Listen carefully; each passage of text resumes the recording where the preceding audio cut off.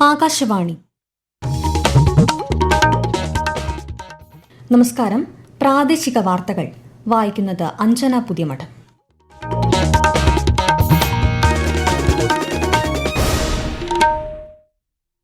പ്രധാന വാർത്തകൾ. ഗുജറാത്തിലെ ഭാവ്നഗറിൽ 34,200 കോടി രൂപയുടെ വിവിധ വികസന പദ്ധതികൾക്ക് പ്രധാനമന്ത്രി നരേന്ദ്രമോദി തുടക്കം കുറിച്ചു. ലക്ഷദ്വീപിലെ മത്സ്യബന്ധന മേഖലയുടെ വികസനം സംബന്ധിച്ച് കൊച്ചിയിൽ നടക്കുന്ന അവലോകന യോഗത്തിൽ കേന്ദ്രമന്ത്രി രാജീവ് രഞ്ജൻ സിംഗ് അധ്യക്ഷത വഹിക്കും.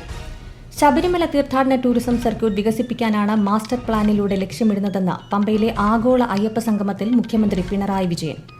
സംസ്ഥാനത്ത് നിക്ഷേപങ്ങൾ വർദ്ധിപ്പിക്കാനും സംരംഭങ്ങളെ പ്രോത്സാഹിപ്പിക്കാനും സർക്കാർ പ്രതിജ്ഞാബദ്ധമാണെന്ന് മന്ത്രി പി രാജീവ്. ഏഷ്യാകപ്പ് T20 ക്രിക്കറ്റിൽ സൂപ്പർ 4 മത്സരങ്ങൾക്ക് ഇന്ന് തുടക്കം. വാർത്തകൾ വിശദമായി. രാഷ്ട്രപതി ദ്രൌപദി മുർമു ഇന്ന് രാവിലെ ബീഹാറിലെ തീർത്ഥാടന നഗരമായ ഗയാജിയിൽ എത്തി. വിഷ്ണുപാദ ക്ഷേത്രത്തിൽ രാഷ്ട്രപതി പൂജ നടത്തും.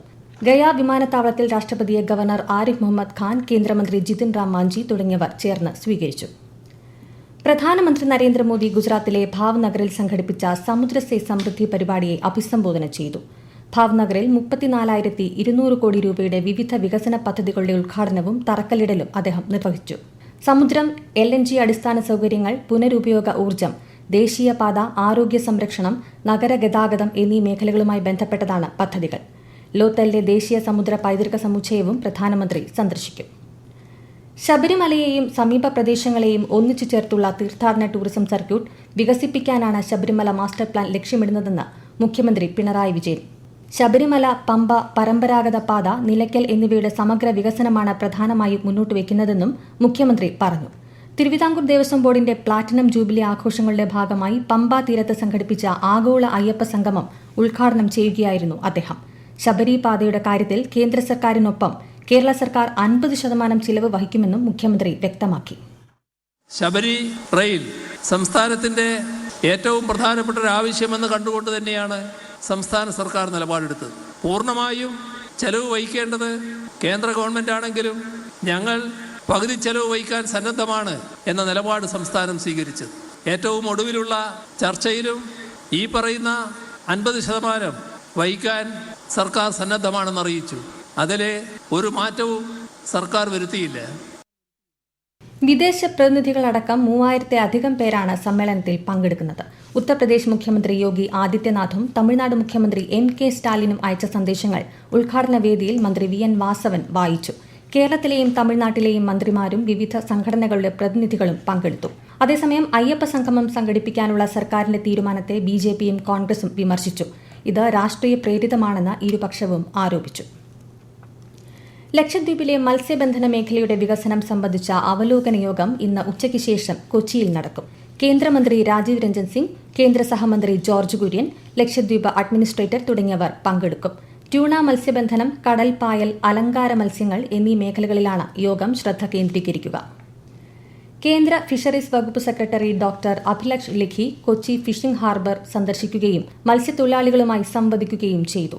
മത്സ്യത്തൊഴിലാളികൾ പിടികൂടിയ പ്രധാന ഇനങ്ങളായ ട്യൂണ, ചെമ്മീൻ, കണവ, മറ്റിനങ്ങൾ എന്നിവയെക്കുറിച്ച് അദ്ദേഹത്തോട് വിശദീകരിച്ചു. അന്താരാഷ്ട്ര തീരദേശ ശുചീകരണ ദിനാചരണത്തിന്റെ ഭാഗമായി കോസ്റ്റ് ഗാർഡ് വിഴിഞ്ഞം സ്റ്റേഷന്റെ നേതൃത്വത്തിൽ കോവളം ഹവ്വ ബീച്ചിൽ ശുചിത്വയജ്ഞം സംഘടിപ്പിച്ചു. Thiruvananthapuram city police commissioner Thomson Jose പരിപാടി ഉദ്ഘാടനം ചെയ്തു.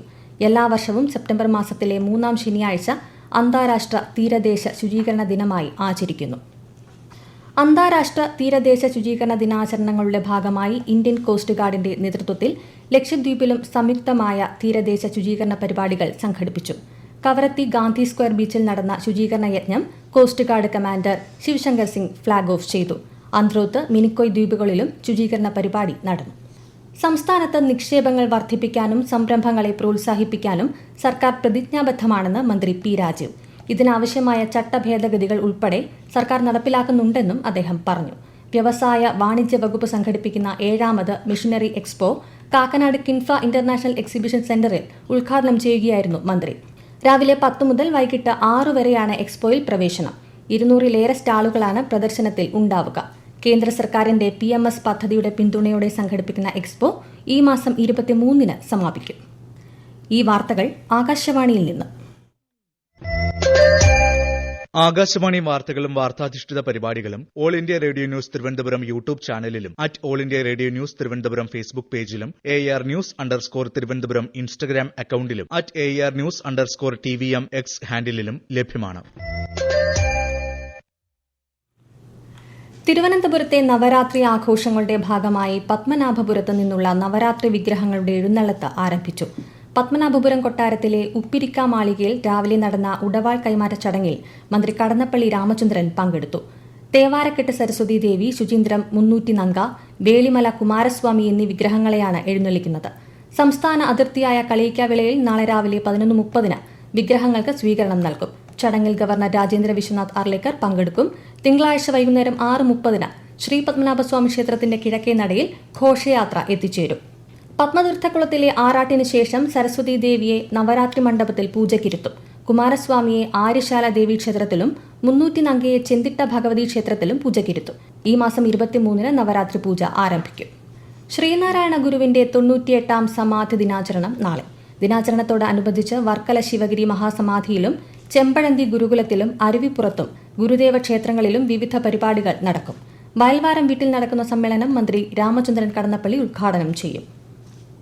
പൊതുസേവനവും സദ്ഭരണവും മുഖമുദ്രയാക്കി കേന്ദ്ര സർക്കാർ കഴിഞ്ഞ 11 വർഷത്തിനിടെ ഡിജിറ്റൽ ആരോഗ്യ ആവാസ വ്യവസ്ഥയെ ശക്തിപ്പെടുത്താൻ നടത്തിയ പ്രവർത്തനങ്ങളാണ് ആകാശവാണിയുടെ പ്രത്യേക പരമ്പരയായ സേവാ പർവിൽ ഇന്ന്.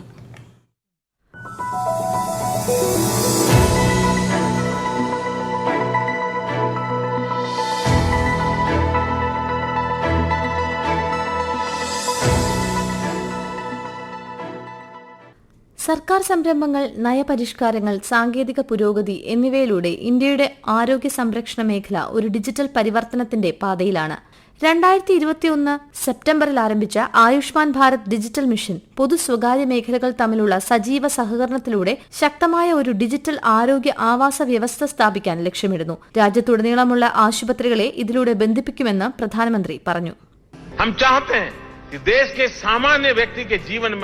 क्योंकि संकट अमीरों को नहीं आता है जी, संकट गरीब को आता है. आमतौर पे आपको मालूम है, आप इंश्योरेंस निकालने जाएं तो पता नहीं कितने डॉक्टर आपको चेक करते हैं, कितना मेडिकल चेकअप होता है और वो तय करता है इसको दें या न दें, पता नहीं ये लुढ़क जाएगा. तो ये स्कीम ऐसी है, आपको सिर्फ फॉर्म भरना है. अगर आप बीमार भी होंगे तो भी इसको बीमा मिल सकता है.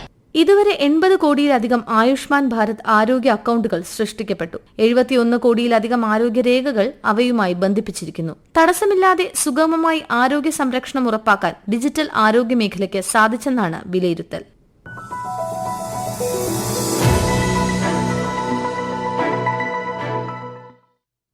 ഏഷ്യ കപ്പ് T20 ക്രിക്കറ്റിന്റെ സൂപ്പർ 4 മത്സരങ്ങൾക്ക് ഇന്ന് തുടക്കമാകും. ആദ്യ മത്സരത്തിൽ ശ്രീലങ്കയും ബംഗ്ലാദേശും ഏറ്റുമുട്ടും. രാത്രി 8-ന് ദുബായ് ഇന്റർനാഷണൽ സ്റ്റേഡിയത്തിലാണ് മത്സരം. സൂപ്പർ 4-ൽ ഇന്ത്യയുടെ ആദ്യ മത്സരം നാളെ പാകിസ്ഥാനെതിരെ നടക്കും. ഗ്രൂപ്പ് എയിലെ എല്ലാ മത്സരങ്ങളും വിജയിച്ച ഗ്രൂപ്പ് ചാമ്പ്യന്മാരായാണ് ഇന്ത്യയുടെ വരവ്. 3 മത്സരങ്ങളടങ്ങിയ ഇന്ത്യ-ഓസ്ട്രേലിയ വനിതാ ക്രിക്കറ്റ് പരമ്പരയിലെ അവസാന മത്സരം ഇന്ന് ഡൽഹിയിലെ അരുൺ ജെയ്റ്റ്ലി സ്റ്റേഡിയത്തിൽ ഉച്ചയ്ക്ക് 1:30-ക്കാണ് മത്സരം. നിലവിൽ ഓരോ മത്സരങ്ങൾ വിജയിച്ച 2 ടീമുകൾക്കും ഇന്നത്തെ മത്സരം നിർണായകമാണ്. അമീബിക് മസ്തിഷ്ക ജ്വരം ലക്ഷണങ്ങളോടെ കോഴിക്കോട് മെഡിക്കൽ കോളേജിൽ ചികിത്സയിലിരിക്കെ ഇന്നലെ മരിച്ചയാളുടെ രോഗ ഉറവിടം സംബന്ധിച്ച് വ്യക്തത ലഭിച്ചിട്ടില്ലെന്ന് അധികൃതർ അറിയിച്ചു. തൃശൂർ ചാവക്കാട് സ്വദേശി റഹീമാണ് ഇന്നലെ മരിച്ചത്. 59 വയസ്സായിരുന്നു. കോഴിക്കോട് ജില്ലയിൽ ഈ രോഗം ബാധിച്ച് ചികിത്സയിലിരിക്കെ മരിച്ചവരുടെ എണ്ണം 7 നിലവിൽ 9 പേർ ചികിത്സയിലുണ്ട്. വിവരാവകാശ അപേക്ഷകളിൽ സമയബന്ധിതമായി മറുപടി നൽകാതിരിക്കുകയും തെറ്റായ വിവരങ്ങൾ നൽകുകയും ചെയ്താൽ പിഴയും വകുപ്പുതല നടപടികളും നേരിടേണ്ടി വരുമെന്ന് സംസ്ഥാന വിവരാവകാശ commissioner TK Ramakrishnan Kozhikode collectorate conference ഹാളിൽ നടത്തിയ സിറ്റിംഗിന് ശേഷം സംസാരിക്കുകയായിരുന്നു അദ്ദേഹം. വിവരാവകാശവുമായി ബന്ധപ്പെട്ട് ഉദ്യോഗസ്ഥർക്ക് കൂടുതൽ പരിശീലനം നൽകുമെന്നും അദ്ദേഹം അറിയിച്ചു. പ്രധാന വാർത്തകൾ വീണ്ടും. ഗുജറാത്തിലെ ഭാവ്നഗറിൽ 34,200 കോടി രൂപയുടെ വിവിധ വികസന പദ്ധതികൾക്ക് പ്രധാനമന്ത്രി നരേന്ദ്രമോദി തുടക്കം കുറിച്ചു. ലക്ഷദ്വീപിലെ മത്സ്യബന്ധന മേഖലയുടെ വികസനം സംബന്ധിച്ച് കൊച്ചിയിൽ നടക്കുന്ന അവലോകന യോഗത്തിൽ കേന്ദ്രമന്ത്രി രാജീവ് രഞ്ജൻ സിംഗ് അധ്യക്ഷത വഹിക്കും. ശബരിമല തീർത്ഥാടന ടൂറിസം സർക്യൂട്ട് വികസിപ്പിക്കാനാണ് മാസ്റ്റർ പ്ലാനിലൂടെ ലക്ഷ്യമിടുന്നതെന്ന് പമ്പയിലെ ആഗോള അയ്യപ്പ സംഗമത്തിൽ മുഖ്യമന്ത്രി പിണറായി വിജയൻ. സംസ്ഥാനത്ത് നിക്ഷേപങ്ങൾ വർദ്ധിപ്പിക്കാനും സംരംഭങ്ങളെ പ്രോത്സാഹിപ്പിക്കാനും സർക്കാർ പ്രതിജ്ഞാബദ്ധമാണെന്ന് മന്ത്രി P Rajeev. Asia cup T20 ക്രിക്കറ്റിൽ സൂപ്പർ 4 മത്സരങ്ങൾക്ക് ഇന്ന് തുടക്കം. പ്രാദേശിക വാർത്തകൾ കഴിഞ്ഞു. അടുത്ത വാർത്താ പ്രക്ഷേപണം 12:50.